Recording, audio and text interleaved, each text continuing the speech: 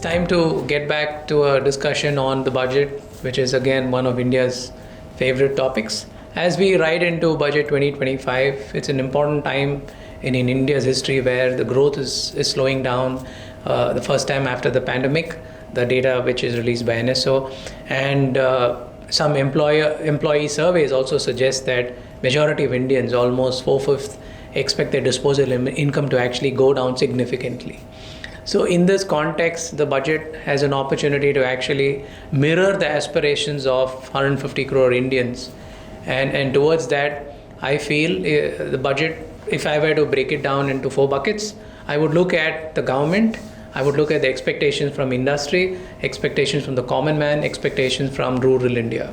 If you were to look at the government, it is going to be a difficult year with changing politics around, with new regimes across the world, and each one trying to do policies that suit their specific country. So it is like India trying to play cricket in Perth. We eventually won that match. So I would like to probably put that as a context to say that we can still beat all the odds, even if all the odds are against us.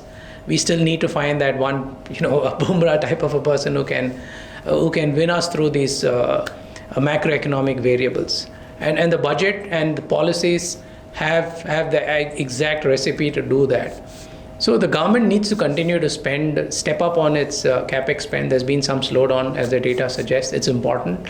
The government has to work on ease of doing business and regulatory overreach.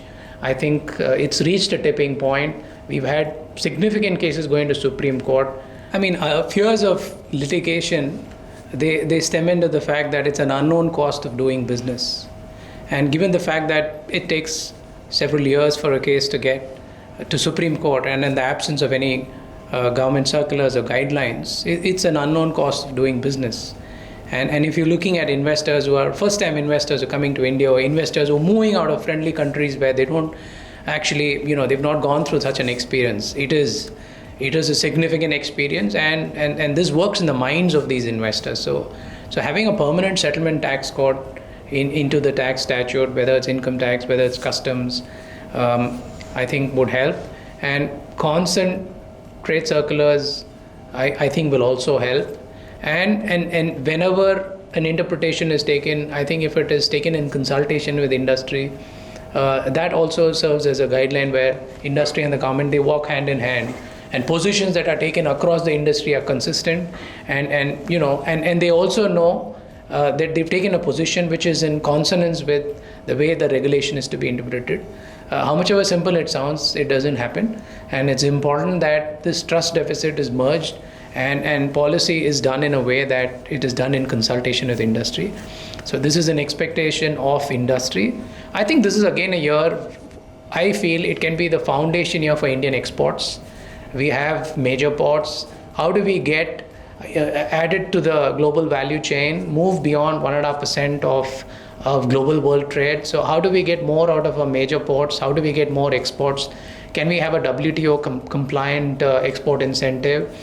There's been some confusion over mover and the RODTEP schemes, how they apply, when they apply, for what sectors they will apply. Clarity is required on these existing provisions. Industry needs them. This is what I would believe is from an industry standpoint.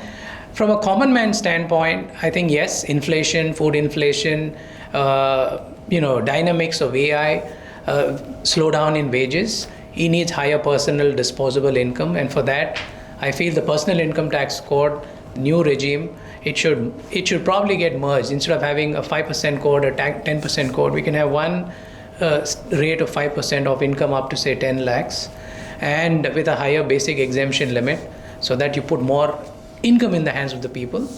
And I feel the GST rates also, it's time that the budget actually gives some specifics on when we can expect the GST rates to be rationalized.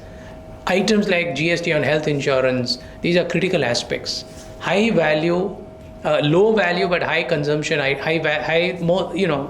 frequently consumed items, FMCG products, I think they need to get the benefit of a lower GST. Sectors where India needs to be competitive, again GST needs, and sectors that where the labor employment engagement sectors where India is traditionally strong again we need to be on the right structure in terms of GST compliance. So again, if we look at rural India, it's been a year where the monsoons have been played out well. I think rural India today plays an important part. Agriculture still today has more than 50% of people dependent on agriculture.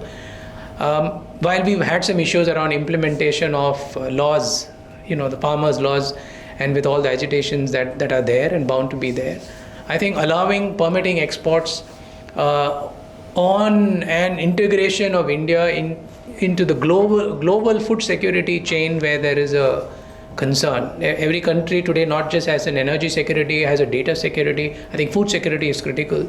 Can we have some kind of a mechanism where FDI into agricultural sector with specific action, do's and don'ts? How can we use that to actually increase the farmer's disposable income? So in all, I would summarize between these 4 quadrants: what the government needs to do, what the industry expects, and what the common man expects, and what rural India expects. So I think the budget is an opportunity to actually make all of these happen.